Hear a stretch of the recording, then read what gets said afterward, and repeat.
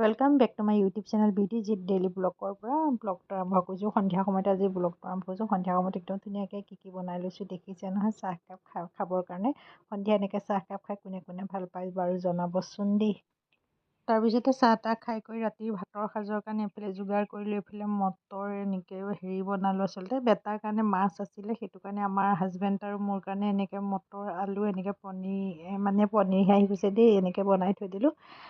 তাৰপিছতে এইফালে হৈছেগৈ আৰু লাহেকৈ। এনেকৈ খাই কোনে কোনে ভাল পায় বাৰু জনাবচোন দেই। মোৰ কিন্তু বৰ প্ৰিয় হয়, এনেকৈ মাজে মাজে খাই ভাল পাওঁ, সেইকাৰণে বনায়ো থাকোঁ আৰু মাজে মাজে। মই আপোনালোকে মোৰ ভিডিঅ'বিলাকত দেখা পায়ে চাগে, নহয়নে বাৰু। তাৰপিছত এইফালে বনাই কৰি হৈ গ'লগৈ। তাৰপিছত এইফালে দালি বনাইছোঁ। দালিত এইফালে মচুৰ দালি বনাইছোঁ, বিলাহী দি তাতে ধনিয়া পাত দি দিছোঁ। কোনে কোনে খাই ভাল পায় বাৰু এনেকৈ জনাবচোন। তাৰপিছত মোৰ ভাত তৰকাৰী বনাই হোৱাৰ পিছত হাজবেণ্ডে কৈছে মই তোমাৰ আৰু বেটাৰ কাৰণে মাংস লৈ আহিছোঁ। চিলি চিকেন অকণমান লৈ আহিছোঁ। নাছিলেই বোলে, অকণমান আছিলে, তাকে তেওঁ দুইটাৰ কাৰণে লৈ আহিলে। তেওঁ বাৰু খুব কম খায় মাংস চাংসবিলাক। তাৰপিছতে বজাৰ আনিলে, শিৱৰাত্ৰিৰ কাৰণে বজাৰ। আগদিনাখনে আচলতে বজাৰ কৰিছিলে। তাৰপিছতে এইখিনি এইফালে ৰাতিৰ কাৰণে আনিছে আকৌ দেই, ৰাতিৰ কাৰণে। মই বাৰু সেইখিনি দেখাই থাকিমগৈ। তাৰপিছতে এইফালে আনিলে মিঠাই নহয়, এইফালে মিঠাই আছে বাৰু। এইফালে তাৰপিছতে এইফালে ফল মূলখিনি আনিছে। ফল মূল ইয়াতে আপেল আছে, বগৰী আছে, তাৰপিছতে কিবা কিবি আনিছে আৰু শৰাইত দিবৰ কাৰণে ফল মূলখিনি গোটেইখিনিয়ে তেওঁ। তাৰপিছত আমাৰ ঘৰত মিঠাইটো একদম মেইন কিন্তু দেই। মিঠাই হাজবেণ্ড আহিলে মিঠাই আনিবই বাৰু। তাৰপিছত এইফালে আছেগৈ প্ৰসাদৰ কাৰণে আনিছে নাৰিকল আৰু প্ৰসাদখিনিও। সেইখিনি গোটেইখিনি ডাইনিঙৰ ওপৰতে থৈ দিলোঁ বাৰু এনেকৈ।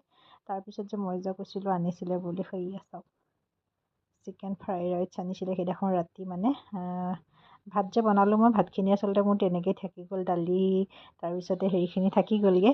তাৰপিছত এয়া আনিলে যেতিয়া আৰু সেয়া কোনে খাব, নহয়নে বাৰু। কাৰণ ইমান ধুনীয়া বস্তুটো মুখৰ ওচৰতে। তেওঁ মোলৈ ফোন কৰি আছিলে, মই ফোনটো তেওঁ ৰিচিভ নকৰিলোঁ বেটাৰ লগত লাগি থাকোঁতে। তাৰপিছতে মই বোলো হ'ব এতিয়া দালিখিনি থাকক আৰু, দালিখিনি ফ্ৰিজত সোমোৱাই থৈ দিলোঁ। তাৰপিছতে এইফালে মাংস আৰু এনেকৈ পেলাই খাই দিলোঁগৈ বাৰু। এইফালে মটৰখিনি যে বনাইছিলোঁ সেয়াও বাৰু লগতে ল'লোঁ, সেয়া দেখুওৱা নহ'লেগৈ বাৰু। এনেকৈ একদম মাজে মাজে আনি পেলাই তেওঁ বাৰু দি থাকেহি দেই। টাউনলৈ গ'লেতো খোৱা হয়েই বাৰু। আৰু এনেও মাজে মাজে বুলি ক'লেও বেয়া হ'ব গ'লে প্ৰায়ে তেওঁ এনেকৈ আনি ঘৰতে খুৱাই থাকেহি বাৰু আমাক। তাৰপিছত এইফালে বেটাক দি দিলোঁ খাবৰ কাৰণে। বেটাই লৈ গ'লগৈ টিভি ৰুমলৈকে। তাৰপিছতে ময়ো এইফালে উলিয়াই ল'লোঁ, কাৰণ হাজবেণ্ডে দেৰিকৈ খাব, তেওঁ অহাও দেৰি বাৰু। তাৰপিছতে আমি বোলো বেটাই মই খাই দিওঁ বোলে, তোমালোক দুয়োটাই খাই দিয়া মই হেৰি কৰোঁ। আচলতে মই কি কৰিলোঁ আগৰ ভিডিঅ'টো ভইচখিনি কাটি দিলোঁ, কাৰণ বেটাই টিভি লগাই আছে, পূৰা কপিৰাইট লাগি যাব যে, সেইটো কাৰণে আচলতে মই থৈ দিলোঁ। তাৰপিছত ৰাতি আৰু ভিডিঅ' কৰা নহ'লেগৈ।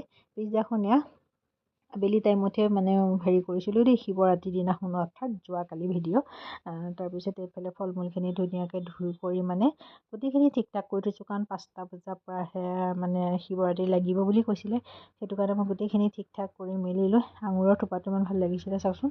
মই এনেকৈ আঙুৰৰ থোপাটো কি কৰিছোঁ দেখিছেনে, এনেকৈয়ে ধুইছোঁ, একদম হেৰি কৰি দিয়া নাইকিয়া। এনেকৈ খুব ভাল লাগিছে, নহয়নে বাৰু। এনেকৈ ভালো লাগে বাৰু।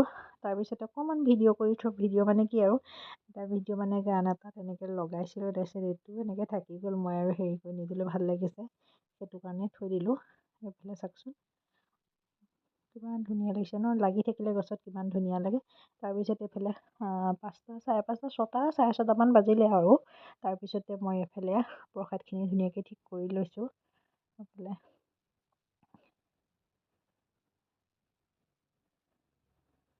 প্ৰসাদখিনি ধুনীয়াকৈ নাৰিকলখিনি সানি দিছোঁ, তেতিয়া খাবলৈ ভাল লাগে। আৰু এনেও চাবচোন, প্ৰসাদত নাৰিকল দিলে কোনে কোনে খাই ভাল পায় বাৰু জনাবচোন। মই কিন্তু বহুত ভাল পাওঁ, আৰু সেইকাৰণে মই প্ৰসাদকেইটা সদায় তেনেকৈ দিবলৈ বিচাৰোঁ। এনেই কিবা বুট চুট আৰু নাৰিকল চাৰিকল নিদিলে প্ৰসাদকেইটা খাই ইমান এটা ভাল নালাগে, নহয়নে বাৰু। কাৰ বাৰু মোৰ নিচিনা হয় জনাবচোন দেই। মই খাই ভাল পাওঁ কাৰণে তেনেকৈ প্ৰসাদকেইটা দিবলৈও চেষ্টাও কৰোঁ বাৰু। তাৰপিছত এইফালে ধুনীয়াকৈ প্ৰথমতে গোঁসাই পাতখন কৰি লৈছোঁ। কোনে কেনেকৈ দিয়ে নাজানো বাৰু, আমি বাৰু এনেকৈয়ে দিওঁ। আৰু তাতে আমাৰ তেনেকুৱা গোঁসাই ঘৰ নাই, আমি ৰুমতে এনেকৈ অকণমানকৈ থাপনা এখন পাতি লৈছোঁ। তাতে পুৱা গধূলি হওক বা হাজবেণ্ডেও সদায় তাতে চাকি জ্বলায়, আৰু ময়ো ইয়াতে চাকি জ্বলাওঁ, বেটাৰী জ্বলাই, আমি তিনিওটাই এনেকৈয়ে জ্বলাই আছোঁ। পিছলৈ যদি বনাবগৈ পাৰোঁ বনামগৈ, ভাবি থৈছোঁ বাৰু পিছলৈ কি হয় দেখা যাওক। এইফালে মোৰ প্ৰসাদৰ পাতখন ধুনীয়াকৈ কৰা হৈছেগৈ আৰু দি কৰি পেলাই তাৰপিছতে বোলো প্ৰসাদৰ পাকখন আৰ্ট কৰি লওঁ। তাৰপিছত পেলাই সেৱা এটা কৰি পেলাই ইয়াত ডাইনিঙলৈ লৈ আহিলোঁ আৰু গোটেই মানে জেগাখিনি ঠেক হৈ যায়, সেইকাৰণে ডাইনিঙলৈ লৈ আহিলোঁ। আনি পেলাই ইয়াতে ধুনীয়াকৈ পাতখিনি সজাইছোঁ খদখদকৈ ধুনীয়াকৈ। তাৰপিছতে ওচৰৰ আটাইকেই ঘৰতে দিবৰ কাৰণে, তাৰপিছত মাহঁতৰ ঘৰতো দিব লাগিব, সেইটো কাৰণে